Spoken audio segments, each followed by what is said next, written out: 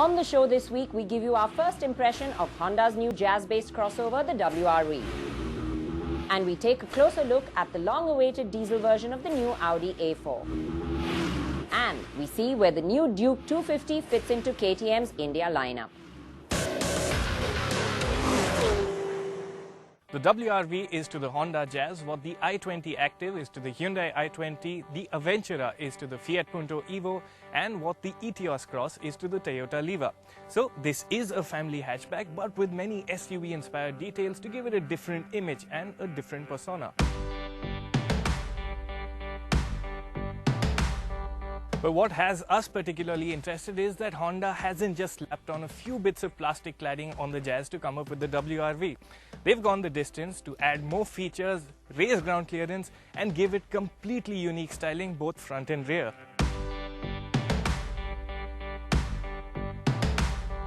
Whether you classify it as an adventure hatchback or a small crossover, what we are interested to find out how good the WRV is.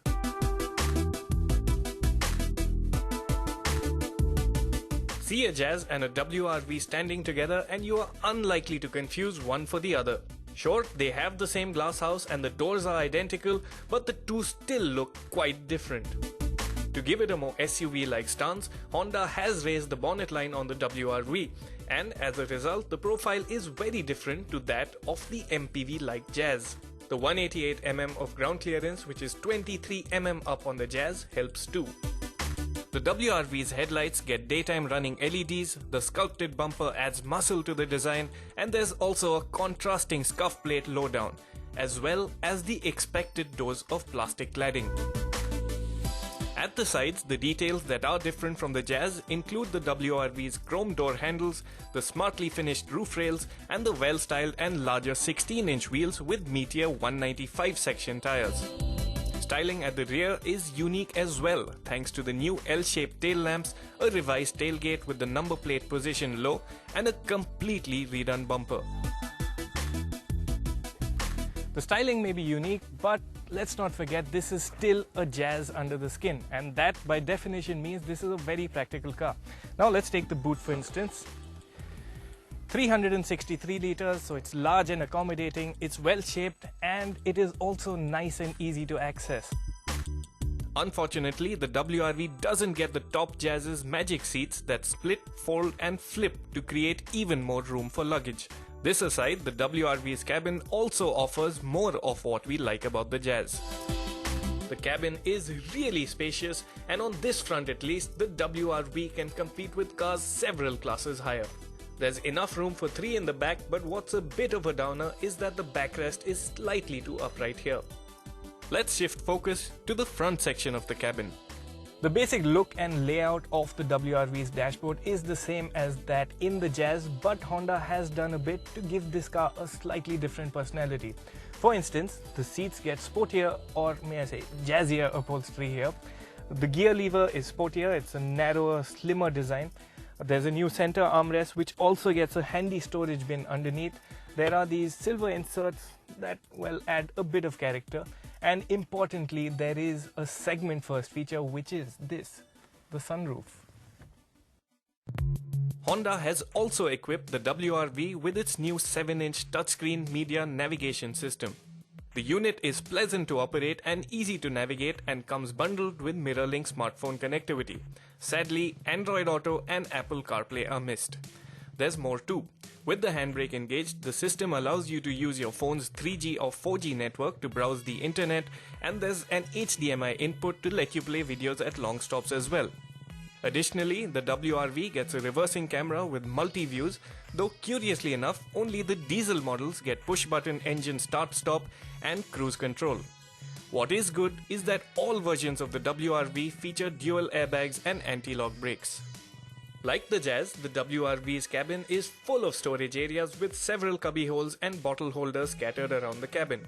The armrest console now houses a second USB and power socket in addition to those on the dashboard.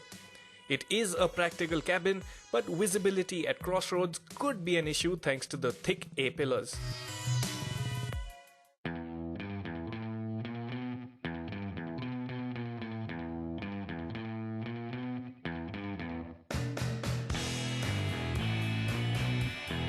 Coming to the mechanicals, the WRV uses the same 100 HP 1.5 litre diesel and 90 HP 1.2 litre petrol units as on the Jazz. The diesel engine shares its 6-speed manual gearbox with the Jazz, but the gear ratios have been tweaked here to account for the WRV's 50 kg weight increment as well as to improve initial acceleration. Work has also been done on improving the engine's refinement. In all, there's good and bad news. Now, anyone familiar with the 1.5 litre Honda diesel engine will tell you that this motor is not the last word in refinement. Unfortunately, that's a trait that holds true on the WRV as well. The thing is, this engine is clattery at idle and noise levels are never particularly low. If you can make your peace with the high noise levels, well, the engine does offer quite a bit to like as well. For one, it pulls really well from low speeds, so you don't have to really work the gears hard in city driving. The build of power is also nice and smooth. The biggest pull for many buyers will be the diesel WRV's 25.5 kpl claimed fuel economy figure. But for all its efficiency, don't expect the engine to excite you. Yes, initial acceleration is good, but you won't gain much by revving the engine hard. So it's best to upshift early and make the most of the engine's bottom end power. The diesel WRV's clutch is on the heavier side, and though gear shifts are fine, the slim shifter won't be comfy to everyone. Coming to ride and handling. Raising the suspension usually has an adverse impact on ride and handling, but thankfully that's not the case here. Honda's engineers have fine-tuned the suspension and related components for Indian conditions, and the final effect is really quite good. From behind the wheel, the WRV doesn't necessarily feel like a high-riding Jazz. There are no undue up and down movements, and the suspension in general does a nice job of absorbing the bumps. The additional ground clearance comes handy on our roads, but this is a front-wheel drive hatchback, so it's best not to get too adventurous with the car. The WRV is no SUV and shouldn't be thought of as one. And you can't call the WRV particularly sporty either. Now, the WRV is not the car you'd like to dart into and out of corners in. In fact, the tires will squeal in protest if you load them up too much. But the overall feeling is still of being in a very safe and predictable handling car. The steering feels well connected to the front wheels, and even when you're driving at slow speeds in town, what you like is the steering is light and adds a nice degree of maneuverability to the WRV. While the bulk of our drive was in the WRV diesel, we also had a go in the petrol version. Interestingly, the 90 HP 1.2 engine uses a new 5-speed gearbox, and again the gear ratios focus on good initial acceleration. So, what's the petrol WRV like to drive? The 1.2 litre engine does a good job at low revs and is quite suited to low speed environments. It's just that when you drive a bit harder, you want a bit more power, you enter the very flat mid-range. Power delivery becomes slow and the build of speed isn't quite exciting. In fact, when you want to get a serious move on, you have to downshift. But if you do hold on, you do get a glimpse of the magic that makes Honda engine special. The thing is, not too many WRV buyers will drive their cars that way. Still, there's the promise of good fuel economy with an ARAI tested figure of 17.5 kpl for the petrol WRV. However, we can't help but imagine how the WRV could have been with the city's 119 HP 1.5 litre petrol unit. Remember, even the Aventura can be had with a 140 HP petrol. Honda hasn't revealed WRV prices as yet, but the car could cost in the region of 60 to 70,000 rupees more than a comparable Jazz. We expect prices to range from 7 to 10 lakh rupees ex-showroom, which would make the WRV on the pricier side. There's no shortage of hopped-up hatchbacks on sale in the market today, but even so, the WRV comes in and makes a strong case for itself. For one, it looks more than just a beefed up version of the Jazz. This looks like a different car, and a pretty interesting one at that. It also gets plenty by way of features. In fact, the WRV sunroof could just go on to become one of its USPs. Then it's just as likable, user-friendly and practical as the Jazz. Sure, a stronger petrol engine and a quieter diesel engine would have added to desirability, but what it eventually boils down to is the way Honda prices it. Now, Honda has sprung a surprise or two in the past. If Honda does manage to price the WRV competitively, it could just go on to become a proper rival to mainstream large hatchbacks. Coming up ahead, we take a close look at the long-awaited diesel version of the new Audi A4, and we see where the new Duke 250 fits into KTM India's lineup.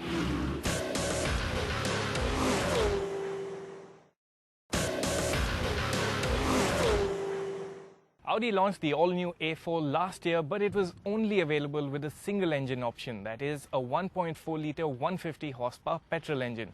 Now the engine we've all been waiting for is finally here. It's Audi's latest 2-litre diesel engine, and it makes 190 horsepower.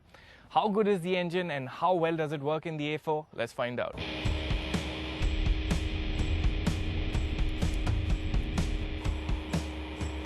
The long delay in launch is down to the fact that Audi had to retrograde this new-gen diesel engine to run on Indian Bharat Stage 4 diesel. Thankfully, the engine hasn't been detuned for India. Its 190 HP and 400 Nm are identical to the BMW 320D's engine and also put the A4 diesel right between the Mercedes C220D and C250D diesels on the power scale. Unfortunately, India doesn't get the Quattro versions. Transferring the power from the engine to the front wheels is a 7-speed dual-clutch transmission. The latter is a big change in its own right, given that the last A4 diesel featured a CVT. The last gen A4 diesel was the quietest car in its class, and the new engine keeps the flag flying high by keeping decibel levels low. Audi's new diesel engine is quite refined as modern diesels go. Yes, there is a slight rumble at low revs, and when you press down hard on the accelerator, you can hear the engine, but it's not loud at any points, nor is it harsh. In fact, the noise levels stay quite low throughout, and it makes the cabin quite a nice and composed place to be. Performance is also impressive.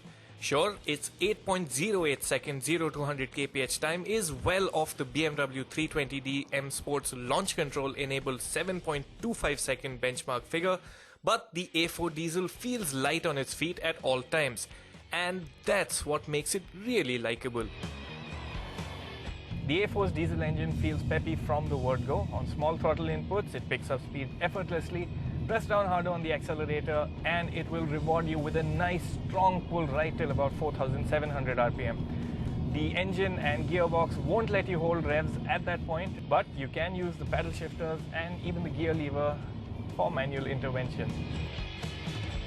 4 driving modes that alter engine and steering settings do help fine-tune the experience to some extent.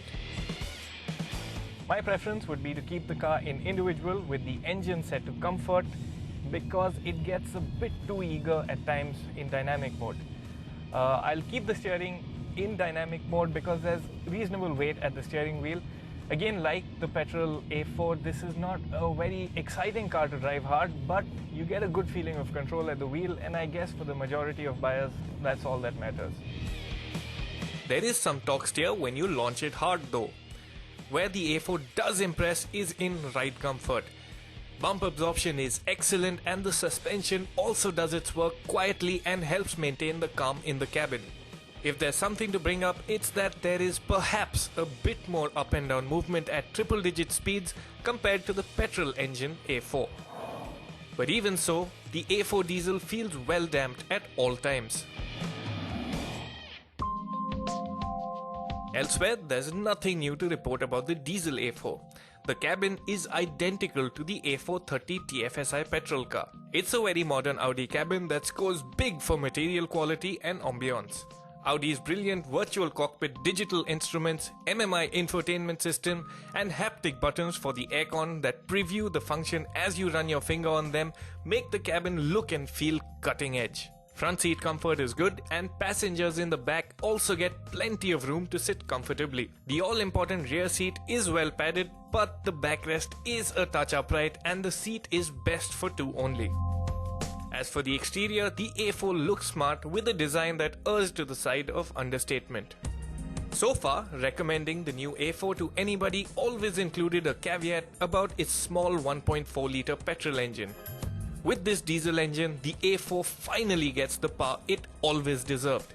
The diesel engine is strong, refined, and with an ARAI tested fuel economy figure of 18.25 kpl, it promises to be fuel efficient too. In fact, the diesel engine immediately makes the new A4 feel more complete and just elevates it in terms of desirability. Also, with prices ranging between 40.2 to 43.3 lakh rupees ex-showroom Delhi, the A4 35 TDI is competitively priced by class standards. The long wait for the A4 diesel has been worth it. After this break, we swing a leg over KTM's all-new Duke 250.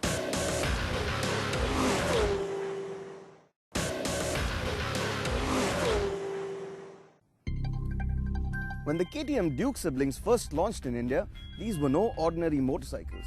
They were razor-sharp handlers, punched way harder than the competition, and were priced really competitively. Of course, in terms of refinement, they did leave a little to be desired. But now for 2017, KTM has introduced an all-new Duke sibling, the 250 Duke.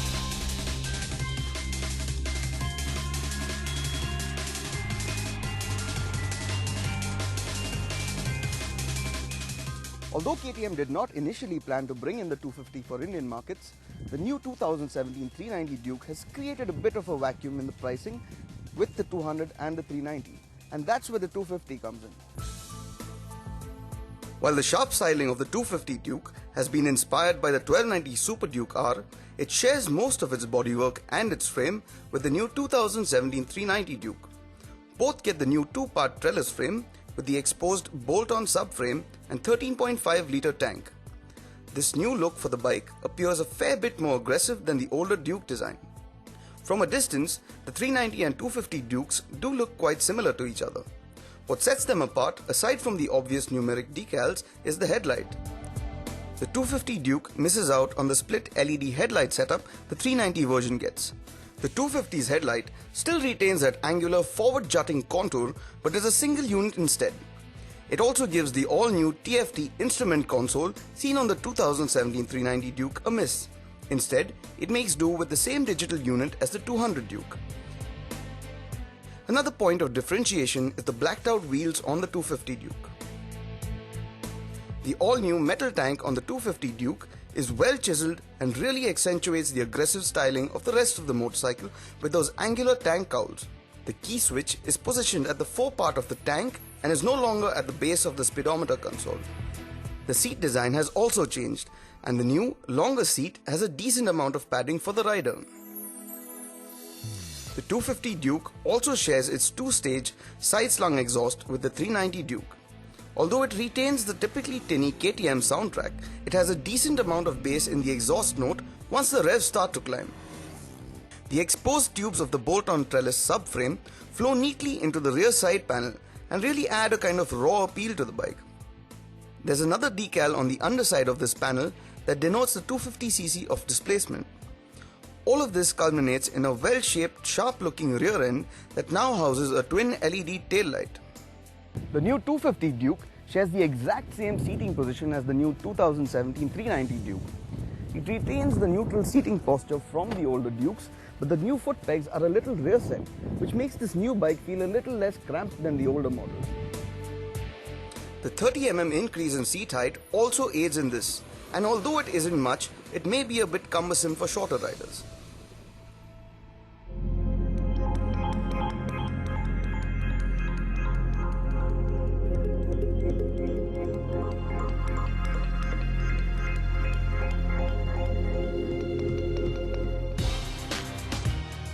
The new quarter-litre Duke uses a 249cc single-cylinder, liquid-cooled and fuel-injected engine which produces 30 horsepower and 24 Nm of torque.